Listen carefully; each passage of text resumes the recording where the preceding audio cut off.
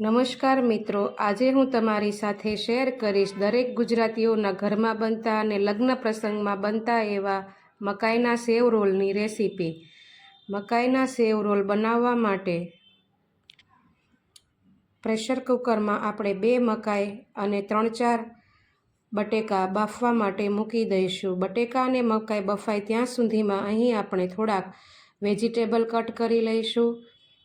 મેં અહીં ગાજર, કોબી અને કેપ્સિકમ લીધેલા છે। ત્રણેયને ચોપર ઉપર ઝીણું ઝીણું સરસ એવું કટ કરી લઈશું। વેજીટેબલનો સ્વાદ મકાઈ રોલમાં સરસ આવે છે।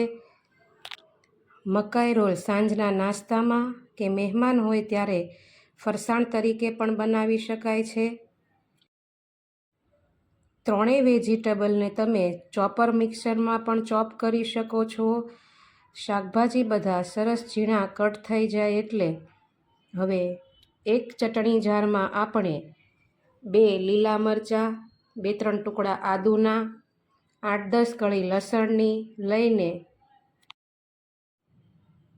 ક્રશ કરી લઈશું। અધકચરું ક્રશ કરવાનું છે। હવે આપણે બફાઈ ગયેલી મકાઈ અને બટેકાને ઠંડા કરવા મૂકી દઈશું। ઠંડા થઈ ગયેલા બટાકાનો મસાલો સરસ થાય છે। હવે એક કડાઈમાં 1 ટેબલ સ્પૂન જેટલું તેલ મૂકીને તેમાં અડધી ચમચી હિંગ નાખીને આદુ મરચાં લસણની પેસ્ટ નાખીને થોડીવાર માટે સાતળી લઈશું। પેસ્ટ સતળાઈ જાય એટલે હવે તેમાં આપણે કટ કરેલા વેજીટેબલ નાખીને થોડું મીઠું નાખીને ચડવા મૂકી દઈશું।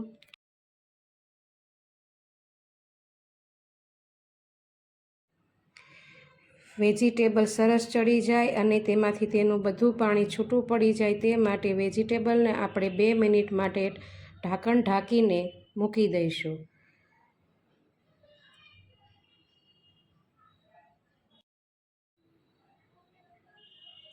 બે મિનિટ પછી ઢાંકણ લઈને વેજીટેબલનું બધું પાણી બળી જાય ત્યાં સુધી ધીમી આંચે આપણે વેજીટેબલને હલાવતા રહીશું।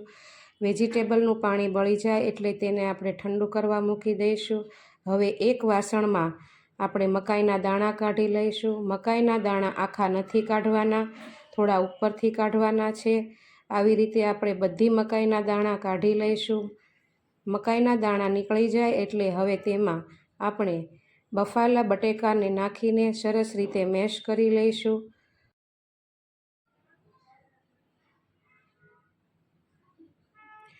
બટાકાના ગાંઠા ન રહે તે રીતે સરસ રીતે મેશ કરવા એટલે મકાઈ રોલ સારા બને। મકાઈ અને બટેકા સરસ રીતે મિક્સ થઈ જાય એટલે હવે તેમાં આપણે ઠંડવા પડવા મૂકી દેલા શાકભાજીને એડ કરી દઈશું। આ મિશ્રણને પણ તેમાં સરસ રીતે મિક્સ કરી દઈશું। બધું સરખું મિક્સ થઈ જાય એટલે હવે તેમાં આપણે થોડા મસાલા એડ કરી દઈશું। મસાલામાં અડધી ચમચી હળદર, અડધી ચમચી લાલ મરચું, 1 ચમચી ધાણા જીરું પાવડર અને થોડું મીઠું એડ કરી દઈશું।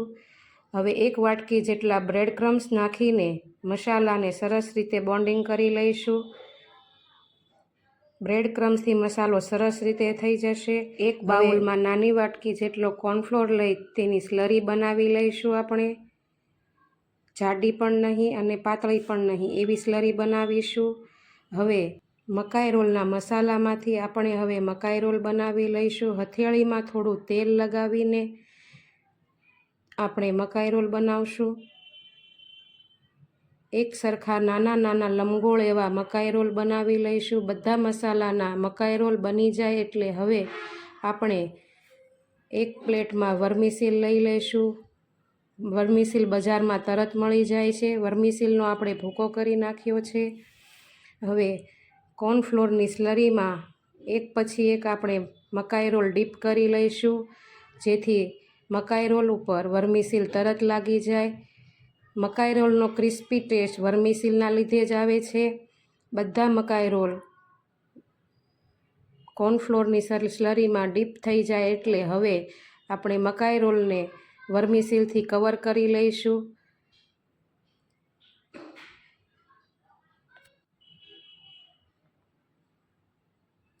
મકાઈ રોલ તેલમાં ફૂટે નહીં તે માટે આપણે વર્મિસીલથી મકાઈ રોલને સરસ રીતે કોટિંગ કરી લઈશું.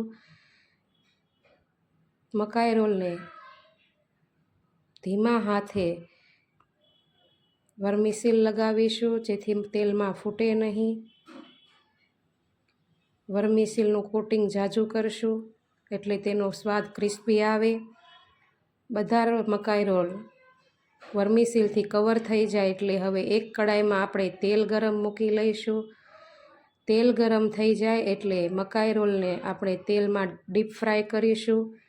મકાઈ રોલ તેલમાં ધીમે ધીમે મૂકવા, તેલનો છાંટો ન ઉડે તે રીતે.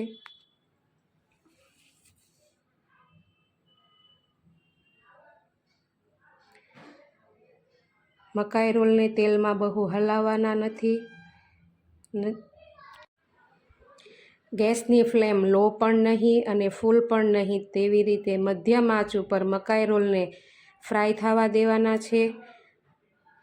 એક બાજુ સરસ એવો બ્રાઉન કલર થઈ જાય એટલે આપણે ધીમે ધીમે મકાઈ રોલને ફેરવી લઈશું.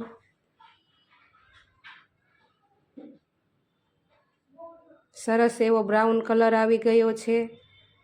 તમને મારી આ રેસીપી કેવી લાગી કોમેન્ટમાં જરૂર કહેજો અને મારી ચેનલને લાઈક, શેર અને સબસ્ક્રાઈબ કરવાનું ભૂલતા નહીં.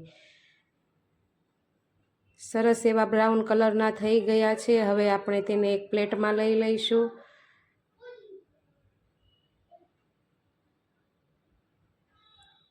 હવે આપણે મકાઈ રોલ સર્વ કરી લઈશું.